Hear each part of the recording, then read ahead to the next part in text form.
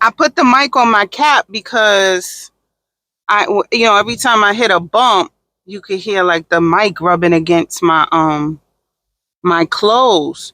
So I'm gonna do just like them Tyler Perry plays and have the mic right under the wig.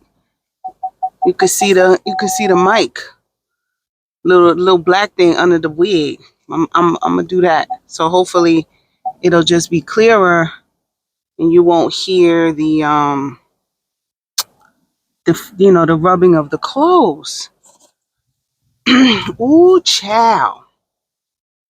So I'm gonna talk about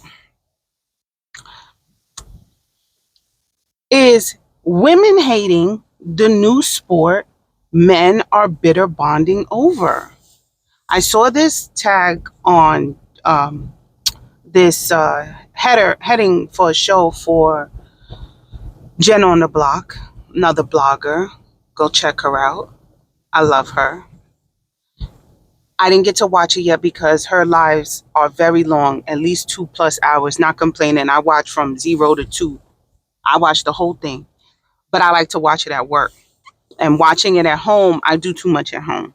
So I can't really concentrate. And it's not even watching, it's nothing. It's really nothing that you have to sit down and watch the screen for, which I like. It's more like radio, even though everybody's face is up there.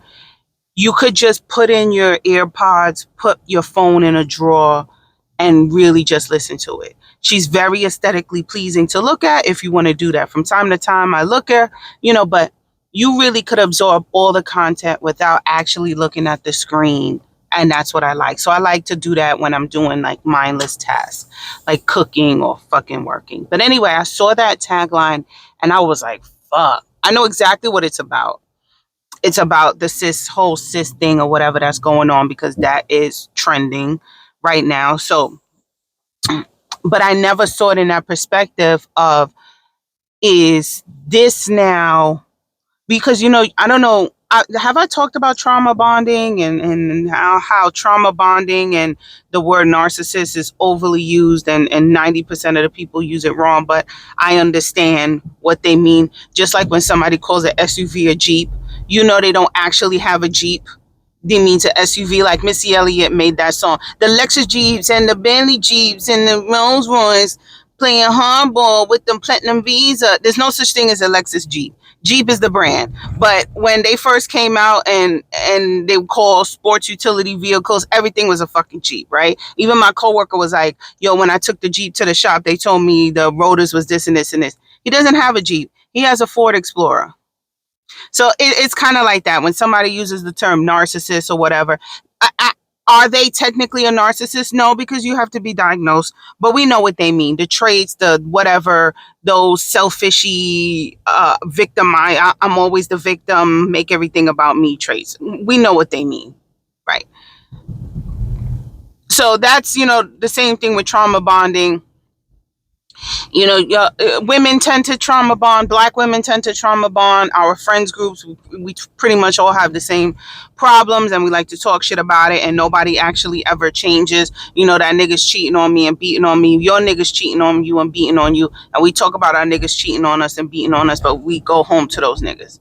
That shit. And when I say we, I mean black women, because the minute you hit me, I'm fucking you up, and I'm gone.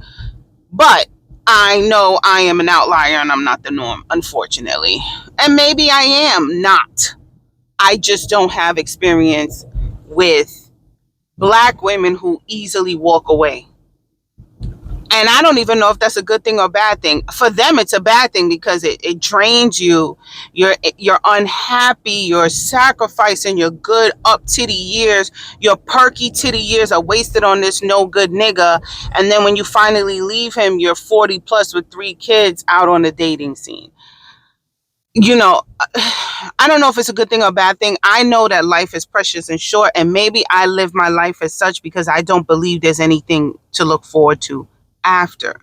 When you don't have that belief, that is, you walk different, you live your life different, you do things different. Time is of the essence because there is nothing left, just a void, a space. This is what I believe. I don't know if it's true or not. I'm not going to know until it happens or not. If there is an afterlife, okay, cool. I gotta navigate that shit too. Am I gonna be exhausted, tired, overworked, with bad knees in the afterlife? I don't know. But right now, I know what I have right now. I'm touching this steering wheel. It's tangible to me. I feel pain. I feel pleasure. I have nothing else to look forward to. So I'm going to live my life here. I'm not living my life here for something else. And I think a lot of people who follow religion do that. They live their life here a certain way for something else. I live my life here and now for now, right? I believe in balance. I don't know if I believe in karma per se, because is karma religious, but I believe in balance. I believe the world has to be balanced. Everything you do have to be balanced. If you treat people like shit and you rob and steal and cheat and you manipulate and you do that, that will happen to you. Because everything has to be balanced. There's a reason why people who amass large fortunes of wealth are not happy. That is a fact, baby. They are not happy. And you got a couple like me and my husband when we were so broke because we were trying to scrimp and save and get down his student loan debt, with each of us was only making $16 an hour, with cars and all of this stuff. 2 cars, mind you. We always had 2 cars. When we were going through all of this, scrimping and scraving so we could make it up out the hood, that we had 8-hour dates eating cheap Chinese food, playing the humming song where one person would hum and the other person would have to guess what song it was. 8-9 hours playing that shit, laughing and enjoying each other's company. Broke as a motherfucking joke. While all of the people around us partied. And I partied too, but I always partied cheaply. But you know, like they would go on vacations, cruises. They were always in Vegas, Atlantic City, da da da da da. And we was in Mount Haven. That's where we were.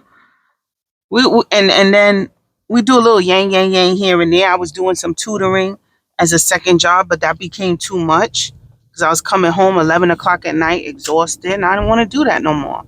Just for us to have a little bit of vacation, no. So we made the decision: we're gonna live within our means. We eat and manage a special chicken, rice, beans, and lettuce every night, scrimping and saving so we can get up out the hood. And 2 years after living together, we were buying our first co-op. So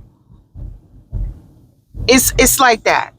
But you got billionaires who are, one, their dirt is coming to light. They're getting arrested. They often themselves in prison, like Epstein. They children are essing them. You know, I'm not monetized, so I could say it. Their children are committing suicide. They live very tragic lives. You ever watch The Curse of the Mickey Mouse Club? I think that was a documentary where they talk about the downfall of these child stars and how their lives are like messed up, and only a few of them made it out alive. Technically, it's all because of balance. Now, if you amass large amounts of wealth and you are a good person, where they say like you can't be a billionaire and be a good person. I've heard that before. There's no such thing as a billionaire who's a good person. And there's probably some truth in that. Because how do you, as somebody sitting on all that money, how do you deal with the survivor's guilt of witnessing poverty and just the downfall of your community, if there even is a black community anymore, or white community, and not do anything about it? And that's what they mean. I think having all that money takes a level of responsibility that I don't want, because then now you are pretty much the gatekeeper of the poors. You're a billionaire, or you have enough money that you won't even spend in 3 lifetimes. You can't. You can't possibly spend that much money in 3 lifetimes.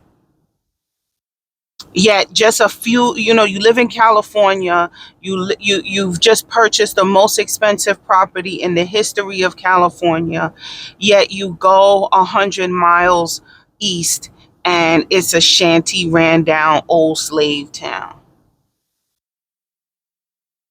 How?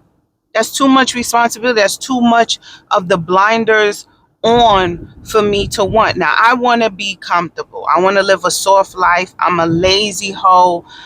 I just don't want to do nothing. Like somebody said, I don't want to work for nobody. I want to be an entrepreneur and I want to have a business. I don't want to work for anybody and I don't want a fucking business either. I just want the money. Money. Money. I just want the money. I don't want to work for it. I don't want to do nothing for it. I want to go to sleep when I want to, wake up when I want to, do whatever I want to. That's what I want to do. Is that realistic for me? Probably not. I'm going to say no. I don't want to do nothing. I don't want to do nada. I don't want to do nothing. I want to live a soft life. But anyway, I'm off the track again. I'm supposed to be talking about women hating. But anyway, if you're talking about trans women against cis or bio women, it is technically men versus women. I don't care what you say. It's men versus women. However you present and how you feel and whatever, and gender is a social construct. If gender is a social construct, that is fine. What's between your legs is not. And even if you augment it, your bio is still as such. You're still a man. And that's not an insult. I don't know why people still think it's an insult. You're still biologically a creature that had a penis. It's only two in our Homo sapien worlds. Penis, vulva. Only two. You are an entity that was born with a penis or an entity that was born with a vagina. Now, whatever we describe it and however we say and whatever we do and how we present and how we walk and talk and makeup and wigs or growing out your hair or changing your voice, getting larynx surgery or feminizing your face or whatever you want to call it. We augment ourselves all the time. Bio women augment themselves all the time. Men augment themselves all the time. Doesn't matter. Okay? When they check your DNA, and please leave the outliers out of it. Like, I have to put that disclaimer because if you bring up intersex people and all that, then the conversation is weak. Your argument is weak. So I didn't want to talk about that. Talking about XYs and XXs. When they do your genetic mapping, you're an XX or an XY. Okay? When I was going through my fertility treatment, me and my husband, did my husband do it? Genetic testing to make sure I didn't have any genetic markers or traits that could be passed on to a child. When I got the mapping of my genetic, it was XX.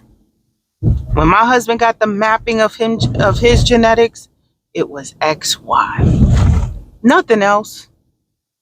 That's what it was. That's the fuck it was. So every time this fucking camera fault comes on, it just irks me because it was supposed to be fixed. Anyhow. So every time that happens, it's only two. So I say that to say it's men versus women. Has to be. And like I said in my prior video, you got that big dick energy even though you wear a dress and it shows. Which is cool. Because I got big dick energy and I wear a dress. But I don't got no dick. I did have penis envy for a long time as a child. I wanted one. And that's because I could identify the easier life that having a penis afforded than a vagina. Right now, my eyes are wincing, not because it's sunny, because I got Eve's curse going on downstairs. Okay? Wincing in pain. Okay. I couldn't even work out. And I started to enjoy working out because I started to see the progress. I got a little bit of muscle coming in and I enjoyed that. But I can't even do it because I don't have enough blood to sustain not fucking passing out. Y'all penises don't have to go through that. So yes, I have penis envy. Okay. Um, but yeah, it is men versus women, and I'm thinking that it's the battle of the sexes again. It's definitely a battle of the sexes. I do feel like women are the target. We're constantly being told about our bodies. We're constantly part of the deregulation of rights that we had to fight for and we had to get, and now they are gone. It's constantly a man telling a woman how to feel. Oh, it's not a big deal. These are the men. Oh, it's not a big deal to be called cis. Is a biological term. Da da da da da. But let me call you a fucking tranny, and I can't tell you how to feel. It's constantly men telling women that they should just lighten up and da da da.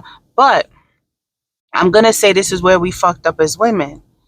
And I understand the whole suffrage movement and all that. I get it. I get it because the suffrage movement was about getting your ass whooped too, because these women were being abused at home. That's a fact. More women than not was getting their ass handed it to them in their own homes. So I get the suffrage movement, but what happened was when y'all put Caitlyn Jenner as the woman of the year, and she was a woman for 17 minutes. When the men came after her, it was the women saying, "Stay in your lane and stay out of women's business." We did say that. Oh, you're transphobic. We were throwing that out there. You're transphobic. We're calling the men transphobic. And it bit us in the ass because now women feel like they're being attacked from men, even trans women. And now, you got people like Just Hilarious saying who's advocating for us. And the men are sitting this one out. Because when they did say something, we told them to sit down. But now that we're being attacked, they still sitting down. That's what we told them to do. So now we have to fight this fight alone. And I feel like black women are fighting this fight alone. And when we turn behind us, it's just another black woman. And when she turns behind her, there's not Asian women. There's no Asian women standing next to us. There's no white women standing next to us. There's no trans men standing next to us. Like I said, I don't have access to white trans, now white community. But I know in the black community, they ain't nobody here with us. We're by ourselves. So I'm not saying I'm advocating. I do think there is definitely attack on women for sure. For certain. Roe v. Wade. Um, Giving us another word. So you could take the word we had. We had woman. We had female. You don't want to be called a trans woman, so you just take that word and you give us another word? Where they do that at? Yo, that is the definition of, yo, I like your shoes. Oh, yeah, cool. I just got these. What size are these? They are 9. Oh, that's my size. What? Run your shoes. That's exactly what the fuck that is. Oh, that's a nice term. Yeah, it's woman. I got it for my birthday. I got it on my birthday. Woman. You like it? It's nice, right? Yeah. What size is that? It's size 1984. Oh, that's my size. Run that word in here, take sis. That's what the fuck it feels like. Yo, y'all hijacked woman. Y'all hijacked woman and gave us cis woman. When y'all could have kept trans woman. Y'all was trans woman. It was y'all's. We didn't ask for it. We didn't want to take it back. Y'all were trans women and we were women. Now y'all women and we cis women. And then when we talk about our feelings, then we're transphobic. You know what it equates to? Being pro-black, which I'm black, y'all, because I'm black, y'all, because I'm blackity black, because I'm black, y'all, does not mean I'm anti-white. It's the same thing. Being pro-woman, pro-biological woman, pro-cis woman, pro-vulva, pro vagina, pro uterus, pro whatever y'all want to call this, does not mean I hate men, I hate trans. Just means I like and accept and advocate for likeness of me. Just like trans people advocate and like the likeness of them. But somehow they're not called woman haters or none of that. Woman phobes, woman phobic, but we're called transphobic. I love Cynthia Jordan.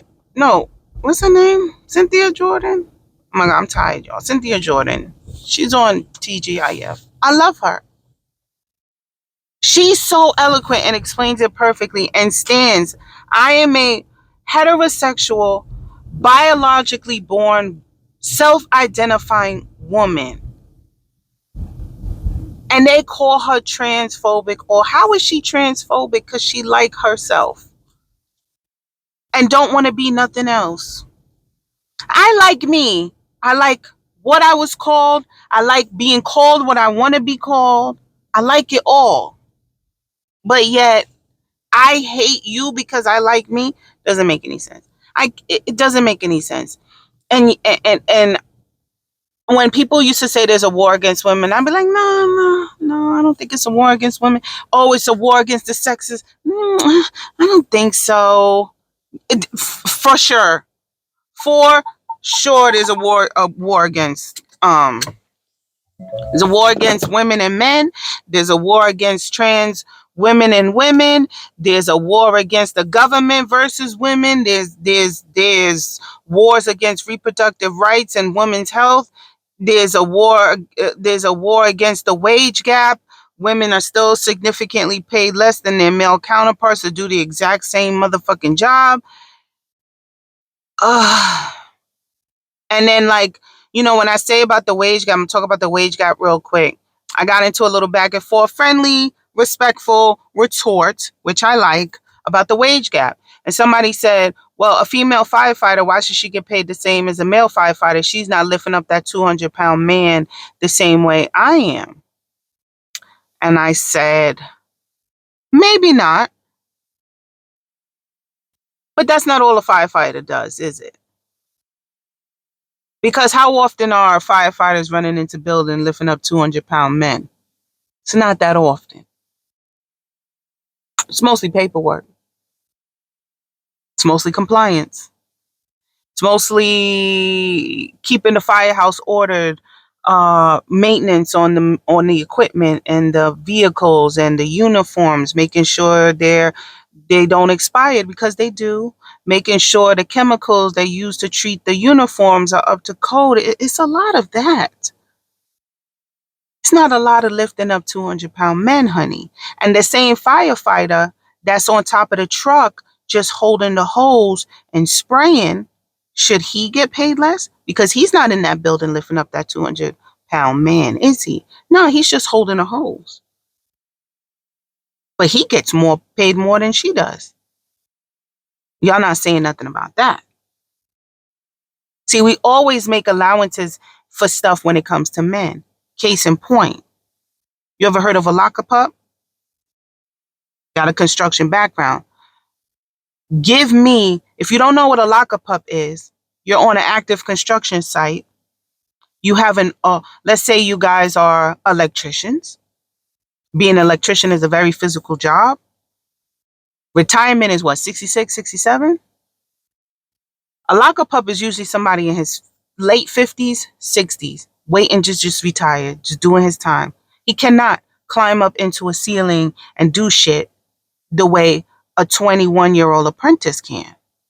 So they put him in the locker room with all the equipment and all of the supplies that are necessary. And when the electrician needs some wire or something, they go down and say, I need 4 Mae West's, 3 rolls of electric tape. I need this, I need that. And he keeps track of everything and keeps inventory. Oh, we low on electrical tape. He'll call up. We need Give me an order of electrical tape. That's the lockup pup. He's getting paid the same amount of money as the guy up in the ceiling pulling the wire.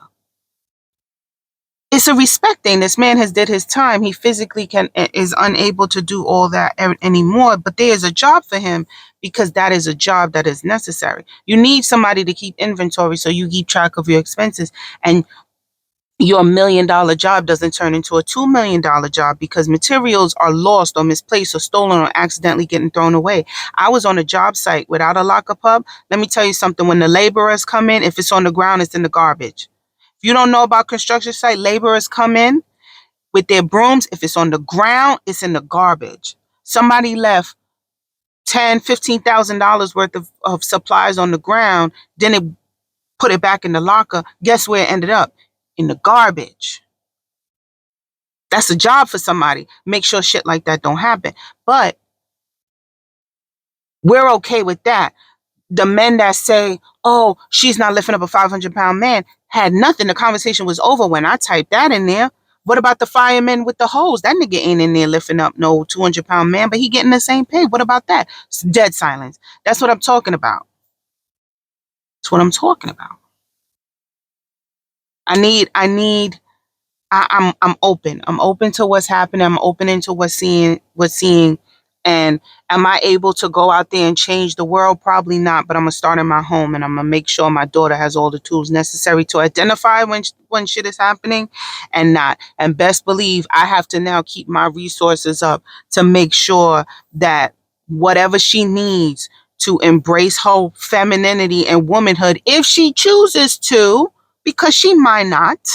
She might want to be a man. I'll be there to support that too. Or my son might want to embrace his femininity or womanhood, and I'll be there for that too. Because guess what? Look at the statistics. These kids have no problem offing themselves. They have no coping skills. They're not being bullied in real life, because being bullied in real life and being cyber bullied is two different motherfucking things. Because when you're bullied in real life, that bully has to go home. You go home and you find your peace. It's done. Cyberbullying is consistent. It doesn't stop. And then other people join in. You usually got one neighborhood bully, but then you might have a bunch of people jumping in, and then you could get the robots to bully. So it's too much for a developing brain, and these kids are offing themselves. But anyway, I got here early at work, and now I'm late.